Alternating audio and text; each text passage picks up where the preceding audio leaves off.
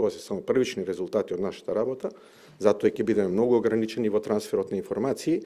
Значи, прашањето е, со резултатите од оваа првична наша анализа, ќе настапиме заедно со меѓународната комисија, која што е поканета од страна на Министерството за здравство, во дополнителна анализа на овие случаи за кои што утврдивме,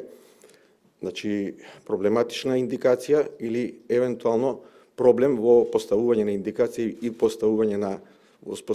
некаква стратегија за лекување. Така да, со конечните резултати и за овие пријавени случаи и со тоа што ќе го работиме во втората фаза се состои